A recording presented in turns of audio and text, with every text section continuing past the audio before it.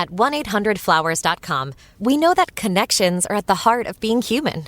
Whether celebrating life's joys or comforting during tough times, 1-800-Flowers helps you express what words can't. For nearly 50 years, millions have trusted 1-800-Flowers to deliver thoughtful gifts that help create lasting bonds. Because it's more than just a gift. It's your way of showing you care. Visit 1-800-Flowers.com/WWO and connect today. That's 1-800-Flowers.com/WWO. This episode is brought to you by Progressive Insurance. Do you ever think about switching insurance companies to see if you could save some cash?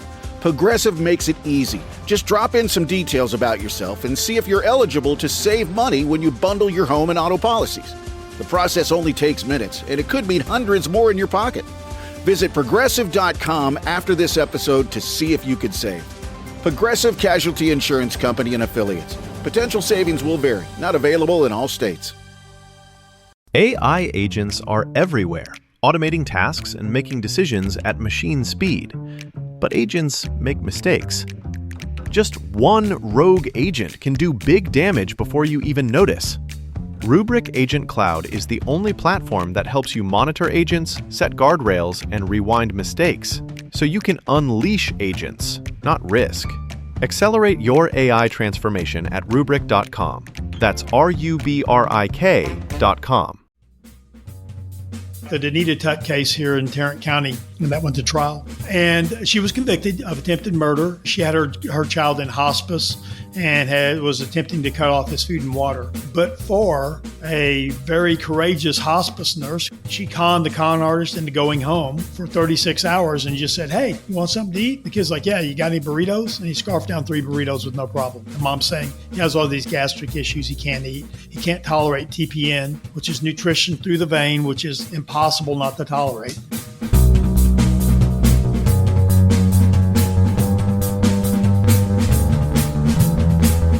Hello and welcome to another episode of Bunny Hugs and Mental Health, a free safe space for people to share and learn from other people's experiences with mental health and addictions. I'm Todd Rennebaum, a suicide attempt survivor and recovering substance abuser. This week's episode is fascinating to me. It's with Michael Weber, and he's a retired detective who, for the last while until his retirement, worked on cases involving Munchausen by Proxy. Maybe you've heard of it. Munchausen by Proxy is where a parent abuses a child medically and knowingly. I'll let him explain it more, but before I do, please remember to rate and review the podcast. I know I say it every time, every week, every episode, and I do that because it's incredibly important. It's not for my own ego. It helps people to find the podcast, which then in turn, people listen, they learn, and in many cases, they don't feel alone. They can relate, they can find help. They know that other people out there are suffering from things they have suffered with or are suffering with. And so to help keep this podcast a free, safe mental health service, all you have to do is rate and review, share, all that kind of stuff. And you can do it while listening. So you don't even have to stop doing what you're doing. So without further ado, I give you Michael Weber.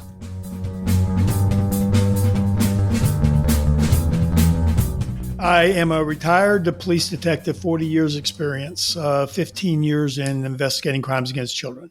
And Munchausen by Proxy, my first case was in 2009. And then I just retired earlier this year in January. So now you're an author? Yes. Me and Andrea Dunlap is my co-author. Andrea's sister. Andrea believes her sister is committing and getting away with this abuse in Seattle. She was a novelist. We had a chance meeting at a conference on this abuse. Dr. Mark Feldman had been introduced to her. I just threw out the idea, hey, I got these 3 cases I think it'd make for, people always telling me I should write a book when I tell them about the weirdness of these cases. And she at the conference, she told me, Mike, people tell me that all the time. And normally I think in my head, you shouldn't write a book. She's like, you should write a book. Of course, at that moment, no one cares what I have to say. She's worked in the publishing industry. She's published 4 novels. And I'm like, I need to figure out a way to get her to co-author it. And at the same time, she's thinking in her head, man, I really want to co-author this with him, but I don't want to jump into anything. But I tried to write it, and I write like a cop. And it was a lot of on this date I went here, I did that. On this date I went here, I did that. And that didn't really make for real compelling writing. And she was helping me on it. And she finally said, hey, why don't I just write this with you? I'm like, that's a freaking great idea. Co-author by proxy. Co-author by proxy, yes. Well, and and so she, it was a three to, she had a baby in the middle of this, and our editor had a baby in the middle of this, and I was still working full time, so it was a I won't say labor of love, but it was a process. Learned a lot along the way. Very interesting process. And yeah, the book published in January of this year, and it's called The Mother Next Door: Medicine, Deception, and Munchausen by Proxy. Andrea also does a podcast called Nobody Should Believe Me, which is about this topic also. Yeah. I highly recommend season 6 of that podcast. It has nothing to do with me. I'm involved just in trying to get things done behind the scenes. If people listen to that, you will know how terrible the systems that are built to deal with child abuse are at dealing with this form of child abuse. They literally are lost on this. And it's a lot of work, and they aren't trained, and it becomes a human nature thing where it's easy just to dismiss it and say, oh, mom's not doing it, or, oh, it's a CPS issue if you're police, or, oh, if you're CPS, oh, I can't prove it. Instead of digging in and doing the hard work. These investigations, they can take up to 6 months sometimes. So are you one of the only professional, or before you retired, one of the only professional law enforcement people really specializing in this?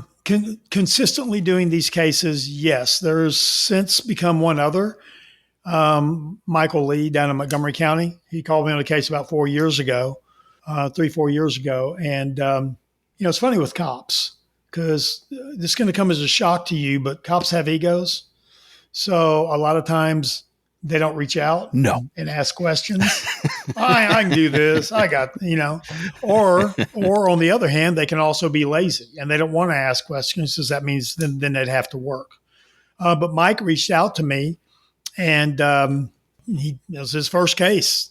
I feel his pain. So I offered, I kind of gave him a roadmap, and he did a great job. And I think since that first case, I think he's had 7 or 8 of these in the last 3 years. So, I mean, they're not rare. I tell people all the time, Munchausen by proxy is not rare. It's rarely identified. And when it is identified, it's very rarely properly investigated by CPS and police, if they ever investigate it. And family court is terrible at dealing with this abuse. And to be clear about Munchausen, the audience may not know what Munchausen by proxy is. I don't want to assume maybe we should anything. Maybe we should talk about that first. Yeah. So Munchausen by proxy, the definition I have for it is when a caregiver, usually the mother, intentionally, very key word, exaggerates, falsifies, or induces illness in her child. And the motive for that is usually attention, something intrinsic.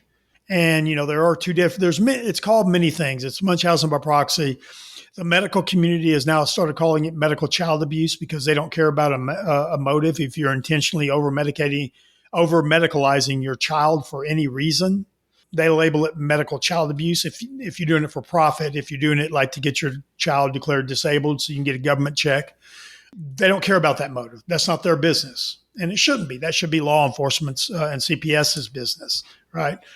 It's also in the DSM, so the Diagnostic and Statistic Manual of Mental Illness. It was only put in there in 2013.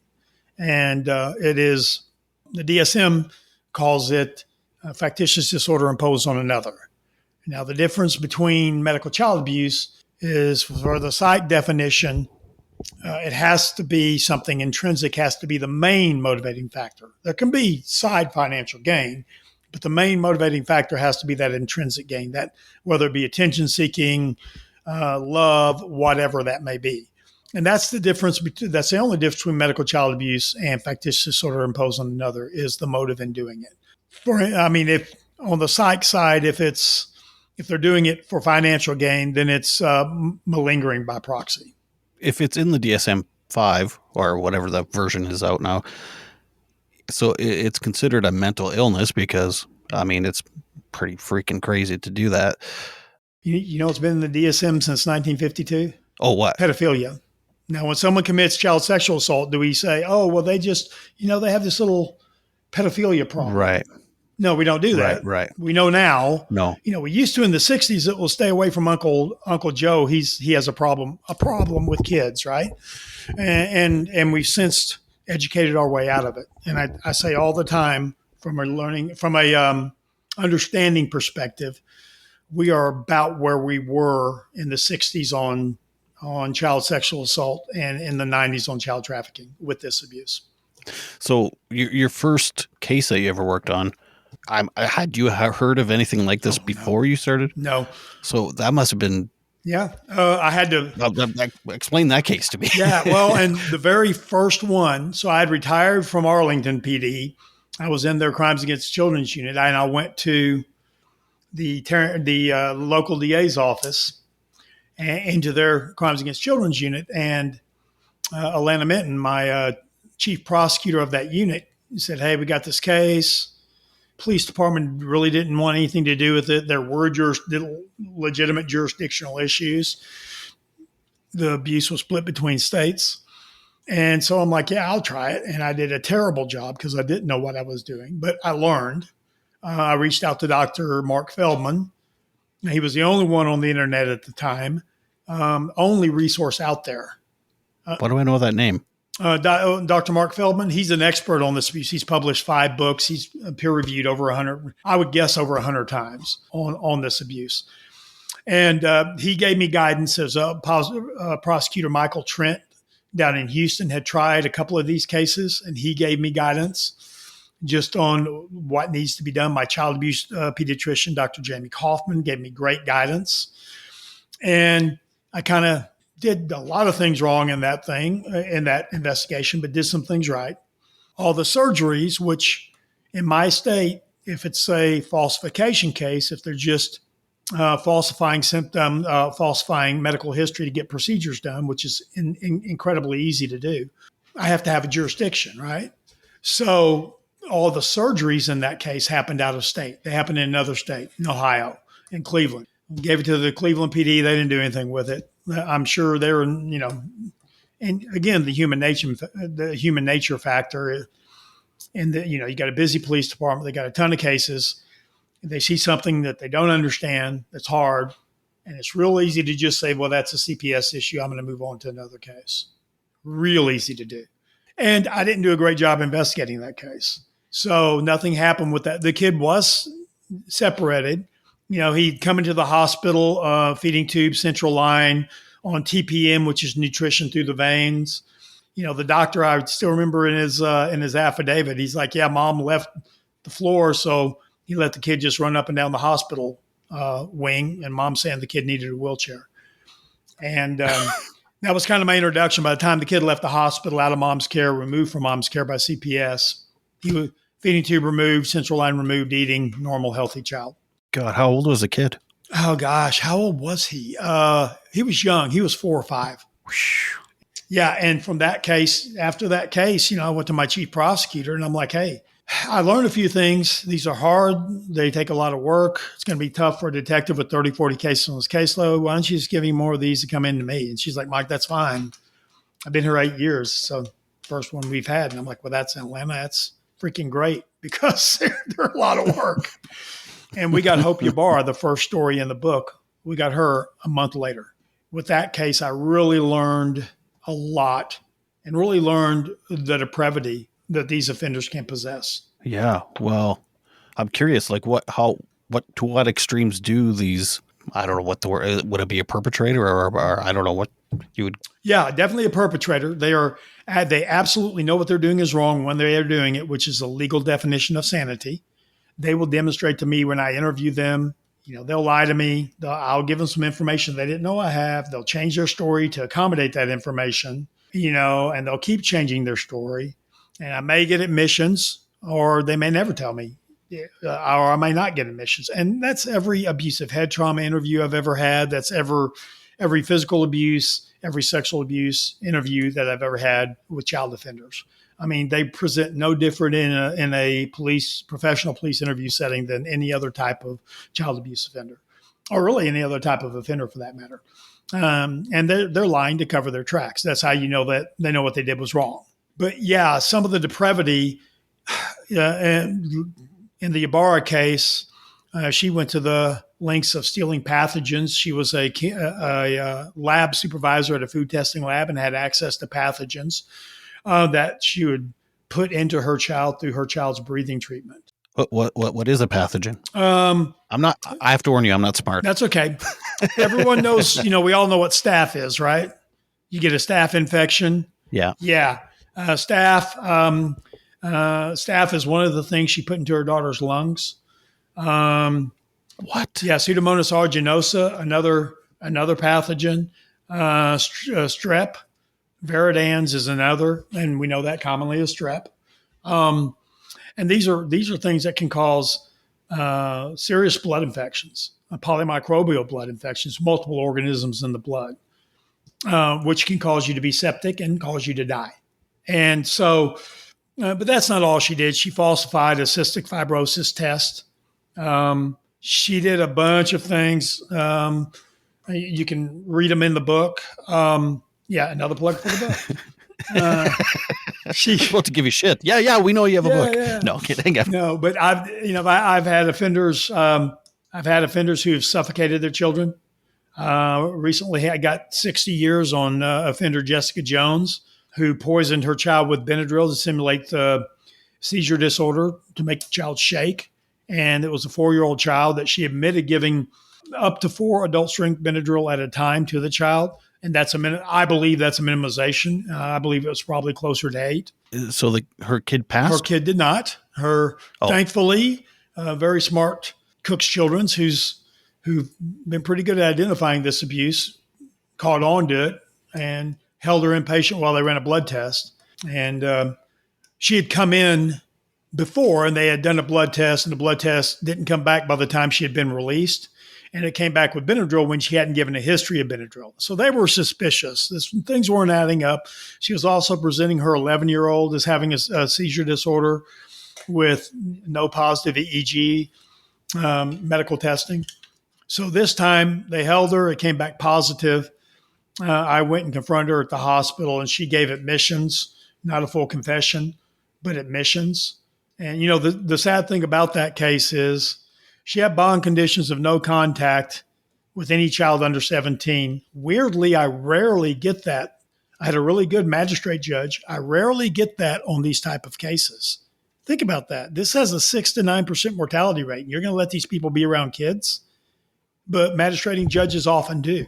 I can't make you understand this if you're not intellectually curious. But she did have bond conditions. And then she was arrested, and we're going through the process. She had poisoned just about every kid she had been around. I did multiple interviews with the forensic interviews. I don't do the interviewing with the children, who all said, yeah, she'd give us purple pills that would make us shake. She bonded out. She didn't have an ankle monitor. She was allowed to move. I'm in Fort Worth, which is North Texas. For those of y'all listening don't know, Texas is a big state. And she was allowed to move down south of Houston. On the coast, a good 5 hours away. No ankle monitor, no monitoring, no anything. She got a boyfriend. She medicated his kids. Was around his kids all the time. She had lied about being a nurse. She had lied about having cancer herself. That new boyfriend's ex-wife got suspicious, Googled her online, saw the media on her arrest, and called me and said, hey, she's around my kids all the time. She didn't have any pictures, but she's like, I know someone who does have a picture. My ex's baby mama, she's got a picture of and text messages. Here's her number. So I called her. She's like, yeah, she's been around my kid. I got a picture of her holding my child in a park. So she sent me that. She sent me the text messages in which Jessica was she sent her text messages of her kids she hadn't been around for over a year and a half in the hospital saying, my child's still going through this. Her child was fine. The kids, as soon as separated, they were perfectly healthy. God. So I arrest her. That's a bond violation, which is actual separate criminal offense. And so your first offense, a misdemeanor on its own. And she's still in the same Still in state. state. So I get a warrant and we get her in custody. And I scream at the DA's office, do a revocation hearing, do something, because she's obviously not stopping her behavior. They don't. She bonds out for like $200. She goes online, and this is good. This is a good story about how depraved these offenders can be. She goes online on a dating app using a former last name, meets a new boyfriend in July. She had delayed her sentencing hearing by claiming medical ailments in herself that were untrue. Her sentencing hearing is finally set for August 9th. She gets this boyfriend in July. He has a 12-year-old daughter who has no mother in her life. He also has a son with another lady. She starts staying at his house, telling him and his mom she's a nurse at the county hospital. She's not. She has no nursing license at all. She starts medicating his daughter, and the daughter testified at the sentencing hearing that she would feel dizzy when Jessica would medicate her, but perfectly fine when her dad would. Then she tells the daughter, or she asks dad, "Hey, can your daughter come with me August 1st? I'm getting my kids back from standard visitation for the month of July with their dad, and we're going to out of state softball tournament. Can your daughter come with us?" And dad's like, "I got to work." And she's like, "Well, she can come with us on her own." And dad was like, "I don't know." And then later she joked both the dad and daughter, "If anything ever happens to your dad, I'll just kidnap you." Keep in mind, her sentencing hearing is August 9th. Thankfully, he had another son that the mom had custody of. And that mom met Jessica and was just kind of weirded out by her. So she Googled her first name, which is spelled weirdly, and the small community that they lived in, and found her arrest article. And she called in a CPS report, which dad he had no idea. He had no clue. He was extremely cooperative. So I arrested her again, and she was held that time finally after she had poisoned multiple additional children, because our DA's office here they just don't take these cases seriously. They don't view these offenders as a continued threat to children.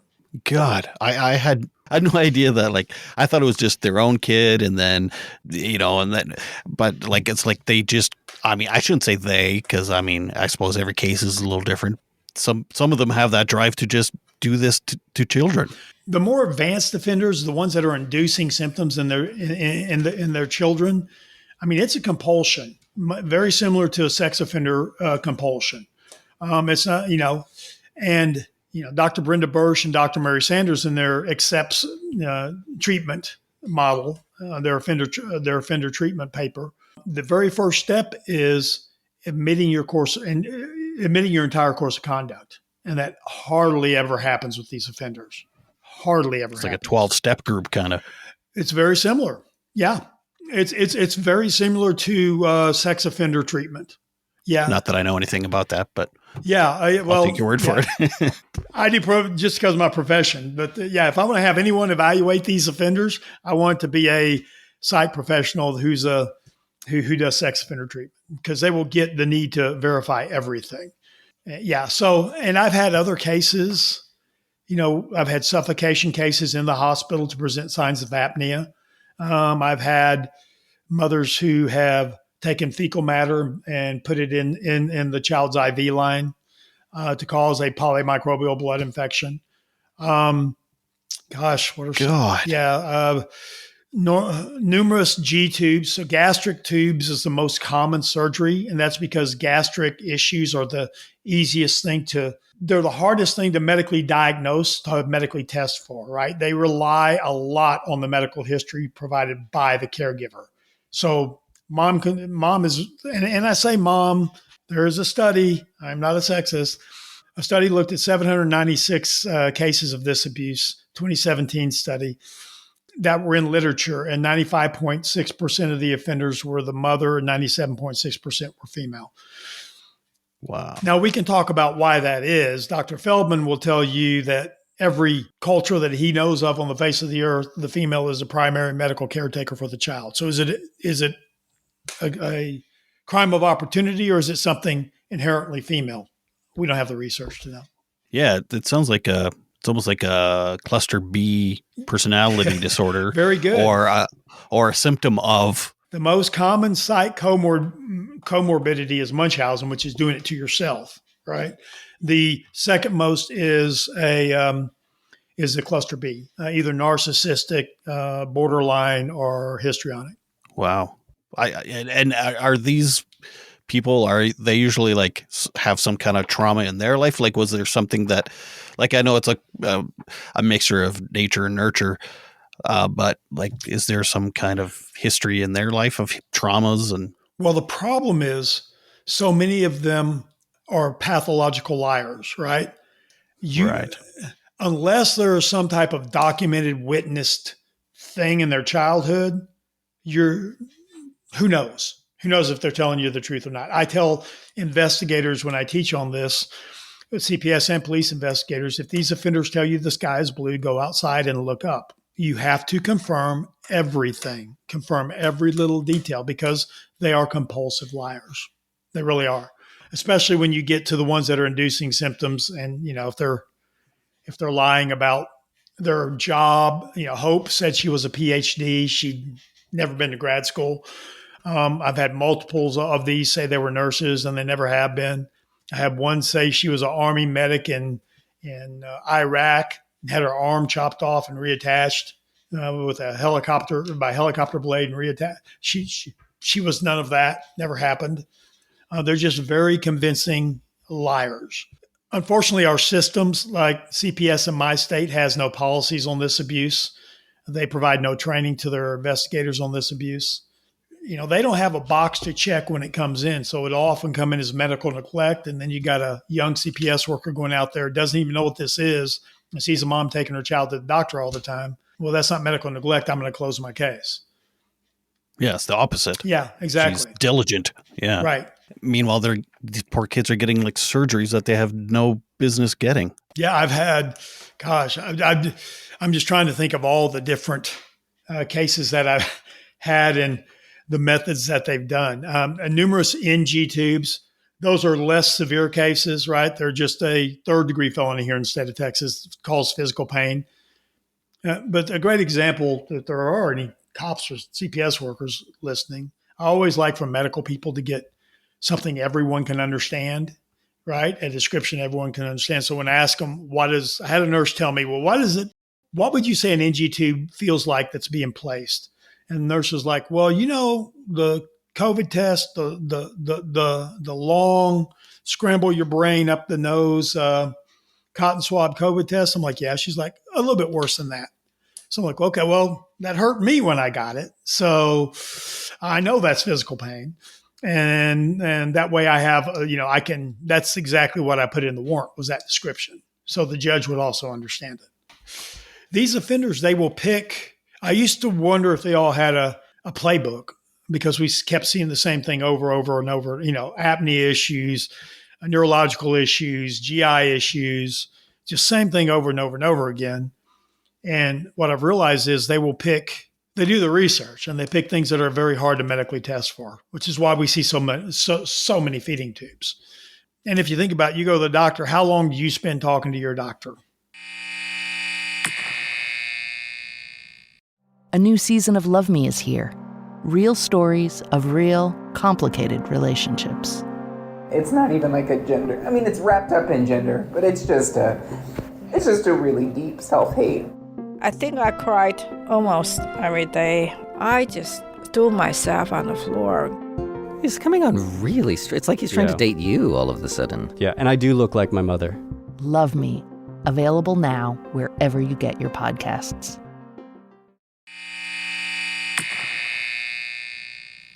I don't even like going to the doctor. So we're in the same boat there.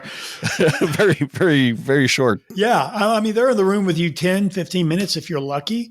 And if you tell them your leg hurts, they're going to look at your leg. So it's very weird with people. They'll either get that automatically and go, oh, yeah, that makes sense. That's what I did when my child abuse pediatrician told me that. And then you'll have people who are just like, yeah, but it's a doctor. Yeah, but doctors are people. Doctors are just as fallible as anyone else. And the thing is, they receive no training on this abuse in medical school. In medical school, it's not taught to them at all. So your podcast listeners will probably know more about this abuse than their local pediatrician does after the podcast is over. And there is no, in my state, there is an hour continuing education mandated a year for pediatricians for child trafficking. There's nothing for this. And I would argue there is as likely, if not more likely, to see this as there are human trafficking. And we tried to get that bill passed through the legislature last year, and they wouldn't even give it a vote in committee. I don't understand why. Well, there's a lot of groups that don't want this looked at. But why? Because they like inflicting pain on their kids? Well, what these offenders are very good at, they're very good manipulators. They're obviously very good liars. And these offenders can hide in groups. Like the Danita Tutt case here in Tarrant County, which I think that was 2018 when that went to trial. Her entire church group was there in support, packed the courtroom. What effect does it have on an elected judge? What effect does it have on a jury? See all that support. Oh, my God. Yeah, and she was convicted of attempted murder and injury to a child, serious bodily injury. She had her child in hospice and was attempting to cut off his food and water. But for a very courageous hospice nurse who ended up losing her job because of it, indirectly because of it. She conned the con artist into going home for 36 hours and just said, hey, you want something to eat? The kid's like, yeah, you got any burritos? And he scarfed down 3 burritos with no problem. And mom's saying he has all these gastric issues he can't eat. He can't tolerate TPN, which is nutrition through the vein, which is impossible not to tolerate. But parents have control in a medical setting. That's something else people don't understand. Doctors cannot do anything without parental consent in the hospital. Right. I mean, they can't. If mom says my child can't eat, they cannot feed that child unless they can talk mom into letting the child eat. Their only alternative is called CPS. Wow. You're kind of freaking me out. It's not hard to commit. And it's much more common than people realize. And we're at the point now where we only catch it very, very late in the process. And if y'all will listen to season 6 of the podcast, you'll realize it wasn't caught and that child's dead. Well, that was my next question. How often does a child pass and then they get caught? The best example of that is a conviction is the Olivia Gant case in Colorado, where she did basically the same thing as the Danita Tutt case, where she got her child put in hospice, claimed her child couldn't tolerate food or drink. And there's an interview with her grandpa who said he went to visit her and she woke up in hospice after mom had cut off TPN, all nutrition, all water, all everything. She woke up and looked at his grandpa and said, Papa, I'm hungry. And she passed a couple of days later. The only way they found out about her, she was already dead and buried when mom then started in on her next child and was presenting a false cancer diagnosis on her next child. God. And she had changed pediatricians, and this new pediatrician got suspicious, looked at all the old medical records and reported. And a great criminal investigation was done by Douglas County Sheriff's Office. I mean, that's a very, very cold case murder, right? And they were able to get enough evidence that I consulted a bit with the prosecutor on the case. He didn't have a separation period, which we need, right? We need to separate the child and prove that away from the mother, this child is fine.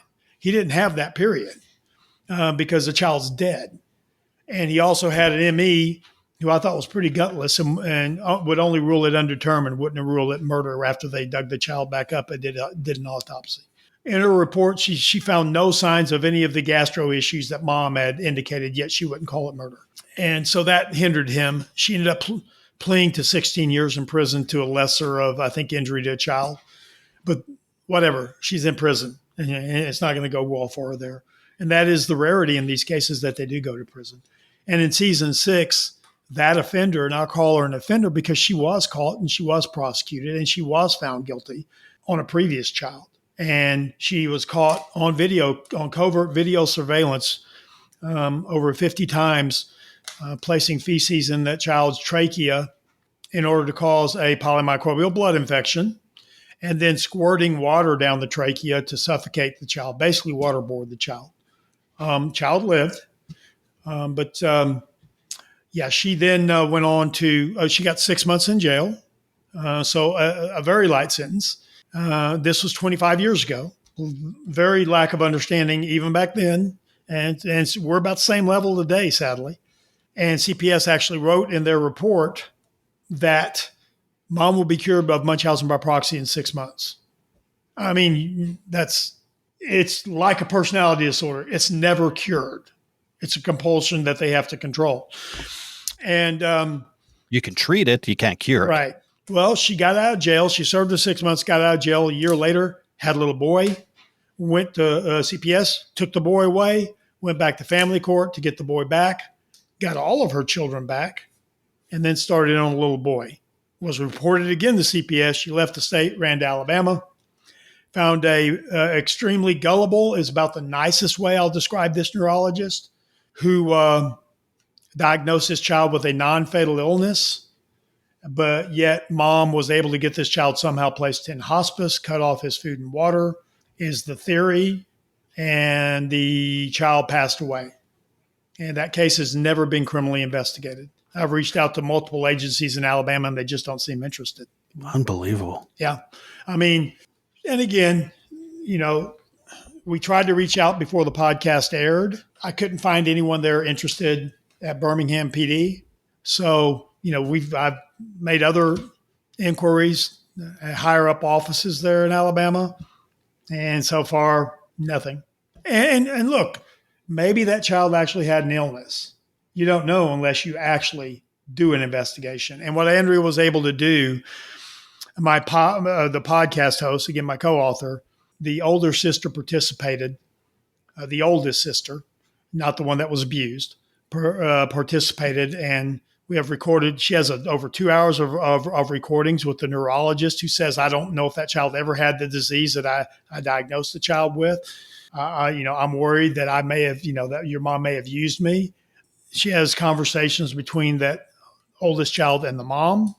She has mom's blogs, which were, she described it as 3 books of information, mom's social media and blogs. And the way you can work these cases, the way you prove that mom is lying about the health of the child is you take all of the information mom posts on blogs, on social media, all that's dated, right? There's a date and time stamp on it. Put it in a spreadsheet by date, everything they post, what they're saying about the child's health. Obviously, not everything, but whatever they're saying pertaining to the child's health, which is most of this lady's post. And then you compare it to the medical record, and you just see the lies pop out. There'll be a fine doctor visit here, and she's posting online. The doctor said, my child's terminal is going to die. I'm just using that as that didn't happen in this case. I'm just using that as an example. A real life example that happened in one of my cases is that offender sent a Facebook message to a friend, said, my child's oxygen levels are at 30. He's coded 3 times. We're in the hospital. They were in the hospital. When I looked at the hospital record for that day, it was a normal day. The kid never coded. Now, medical professionals may not chart everything, but they're going to chart if a child coded, especially if a child coded 3 times. And that just wasn't in the records. And by the way, that lady did plead guilty to a sweetheart of a deal, a 5-year deferred adjudication probation sentence.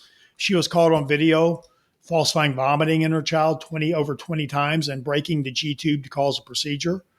On video, she was allowed to plead guilty to 5-year deferred adjudication sentence by her DA's office, and they left the child in the home with the offender. You have the most frustrating job I've ever heard of. Kind of why I retired. No, there's a lot of reasons. And I do want to so the book has 2 stories with positive outcomes, and it's got the last story is not so positive. And people need to understand that the last story is more the norm than the first 2. And that is the story of Mary Welch. And she had a brain shunt placed in her child. She falsified being a nurse 2 doctors. She's never been a nurse. By the way, she's still falsifying being a nurse to the citizens that she represents as a city council member of Grandview, Texas. What? The only thing she pled guilty to in that case, she pled guilty to Medicaid fraud, right at $8,000 worth. She's now a member of the Johnson County Central Appraisal District Board and has access to all the Johnson County voters' Social Security numbers. Her story's in the book, and we name her in the book, and we can prove everything that's in the book. It's been vetted by 3 different sets of attorneys. God. Have you talked to anyone that has done the treatment and like you've talked to them and they are like not cured, but they're...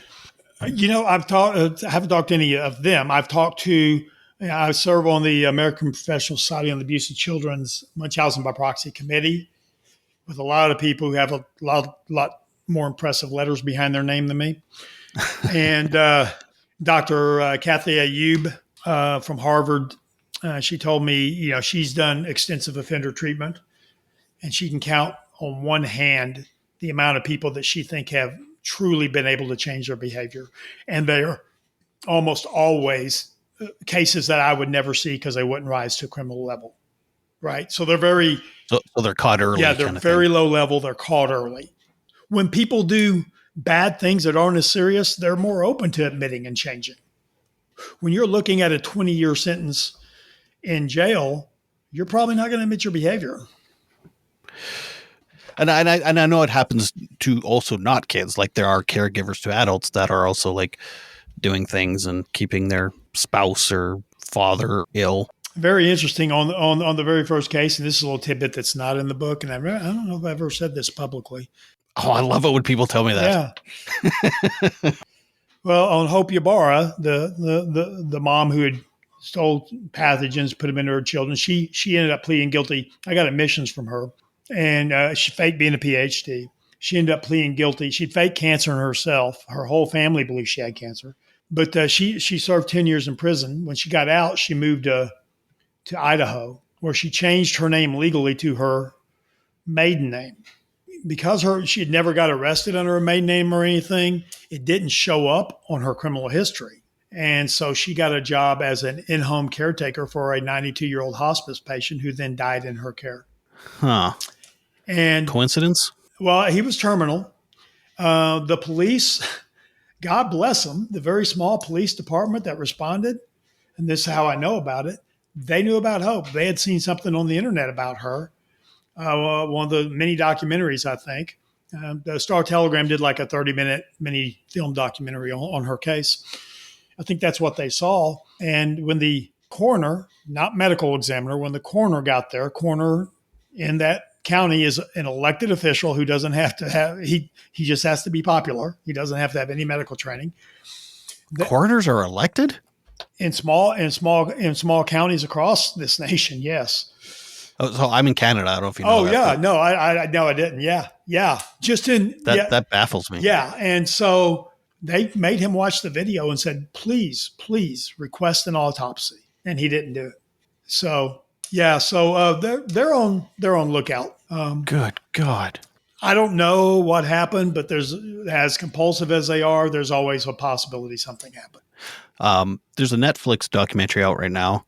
It's called, oh my God, I can't remember, something about catfish. Yeah, the mom who catfished her own daughter. Oh, you gave it away.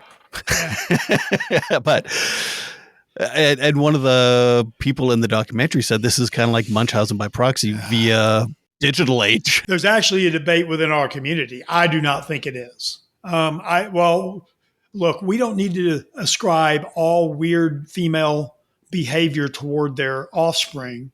All criminal female behavior toward their offspring as Munchausen by proxy. And I think the reason why a lot of people do that is they want to give them an excuse for the behavior. We do not want our perception, our societal perception of motherhood disturbed. We don't want that to happen. And when I was at the DA's office, just on other types of child abuse cases, whether it be physical abuse, sexual abuse, abuse of head trauma, female offenders who offended on their own children got far lighter sentences than males who offended on their own children, because we just don't want to believe. We want to believe a mother's good. right? And they can be just as evil as men. It's just sometimes it takes a different form. I think Andrea would tell you that they're more manipulative about it. It's more into the poisoning, the more manipulative type crimes. That's where their power lies. And men's power lies with physical strength. So you see with men, it's more aggressive, assaultive behavior. I'm curious about some of the men that have, like you said, what was it, 94.7% or something, or 90, whatever it was. So the select few males. Yeah. And, I can only speak to my case. I know there are some in the literature. I think there's actually a video on the internet of a dad suffocating his baby in the hospital setting to present signs of apnea, which I've had a case of that also. Actually, a couple of cases here in Tarrant County of that. All of my offenders have all been women. They've all been the mother except one, and she was the grandmother, and she had done it to her previous child. Now I don't trust women. Trust but verify.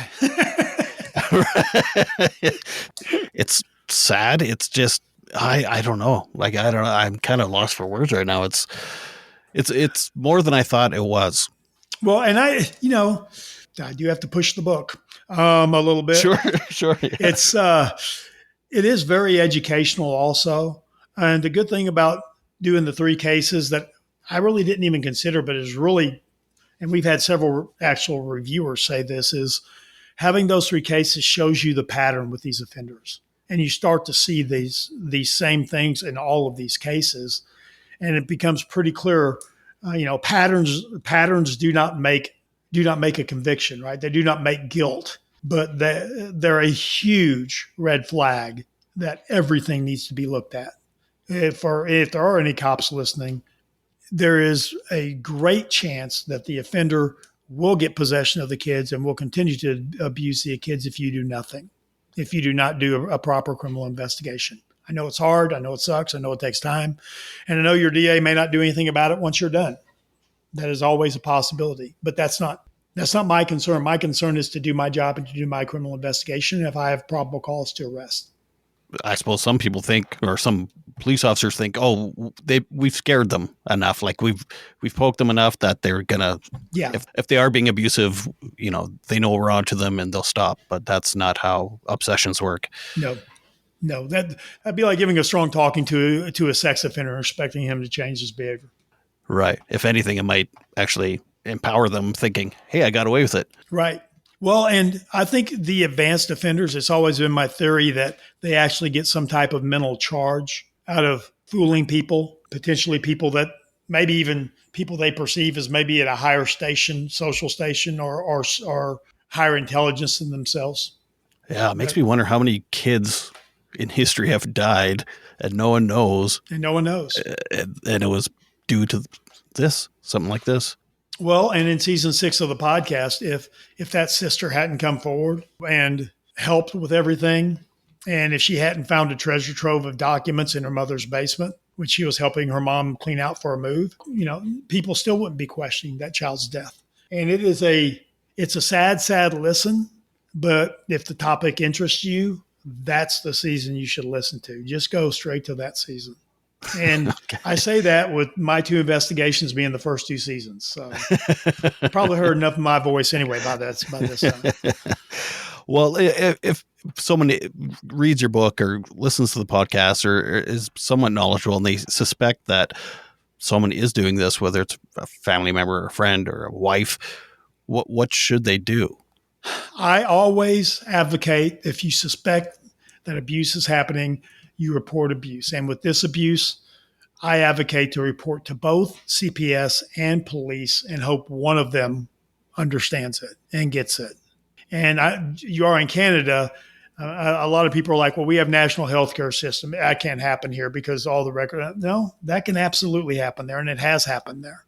Or do you really think a doctor's going to go back and look at 20,000 pages of medical records before he treats a child and compare every medical history mom's given to every other medical history?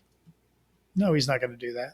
He couldn't treat the child if he did. He'd have to delay care months for that child, So they do rely, just like in America, they rely on the history provided by the caregiver, and it can just as easily happen there as here.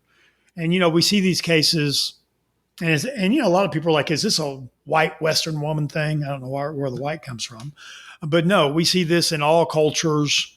There's cases in Saudi Arabia. There's cases in Japan.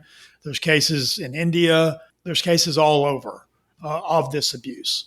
And it has nothing to do with any type of culture or any other dynamic. It's throughout every socioeconomic class. Offenders can be rich. They can be poor. It just doesn't matter. It just the rich ones tend to get off more. Right. Yeah, I can imagine. Right. So what if they reach out to this CPS and the police and they don't really do anything? That is extremely possible. And all you can do is be the greasy spoke. At least you've done your part. So there's no other like organizations they could reach out to? Munchausen Support is a great organization that, again, my co-author started. And they have support groups for victims who were victims in their childhood who are now adults and now just coming to realize they were victims. They have support groups for dads. And, these dads who actually tried to do something are oftentimes just treated terribly by family court. The last article in the Juvenile and Family Court Journal on this abuse was in 1990. Can you think of two things that may have happened since 1990 that's changed the dynamics of attention seeking in our society greatly?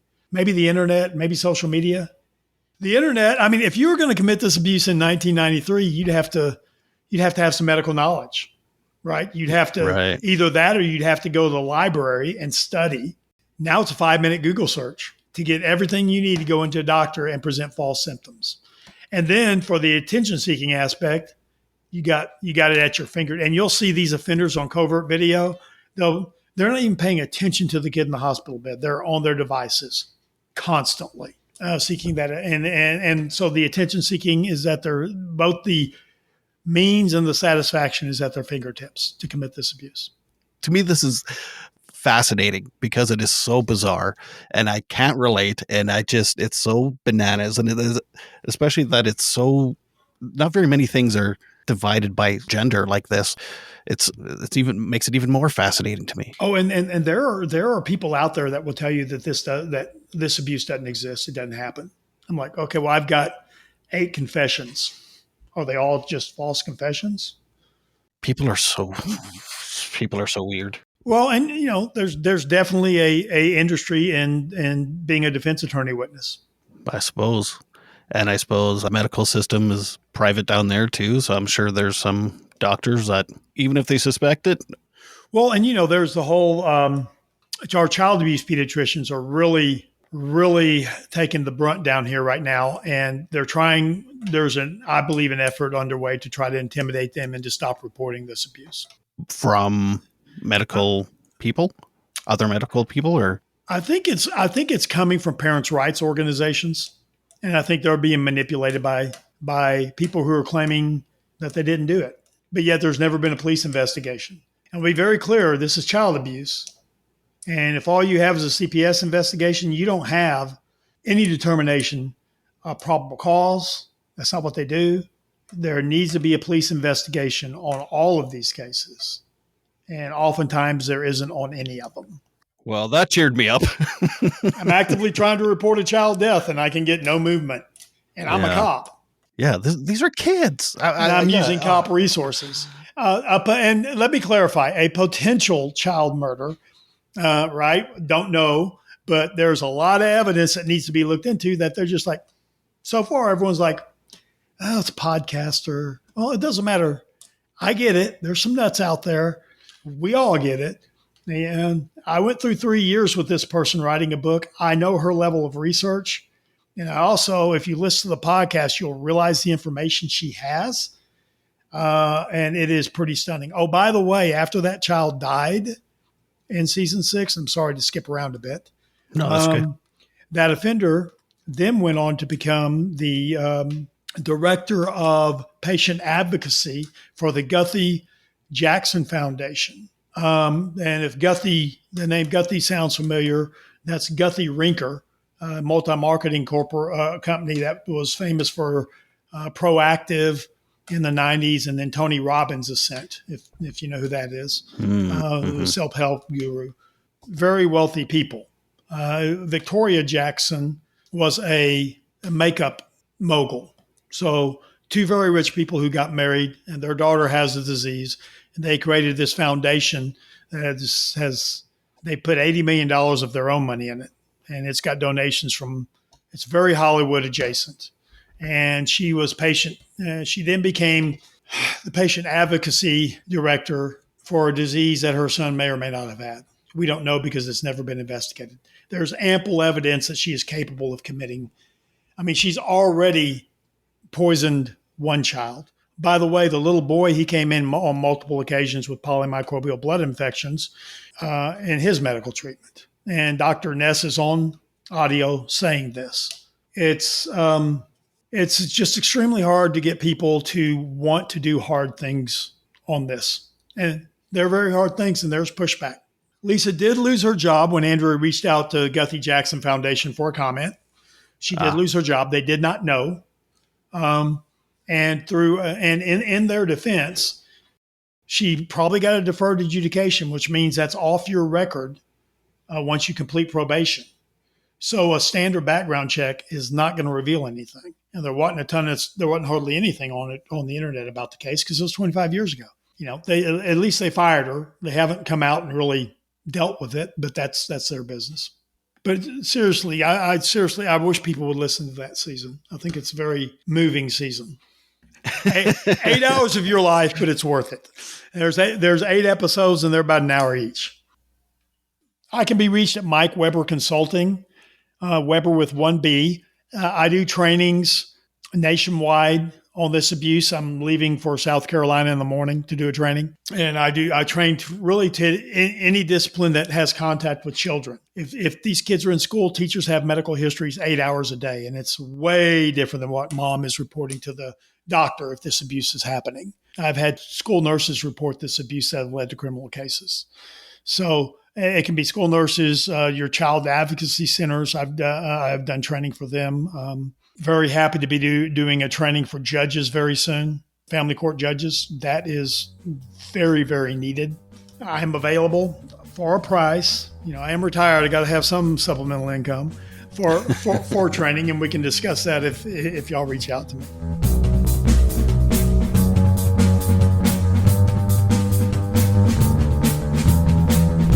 Thank you so much for that. If you want to check out the podcast he's talking about and his book, you can go to the show notes there, along with other links and stuff for this podcast. Next week, I'm kind of sticking with this theme a little bit with Munchausen by Proxy, and I'm speaking with Jordan, who is a victim of Munchausen by Proxy. So be sure to listen to that one. Thank you for listening, and please remember to make your beds and take your meds. Bye.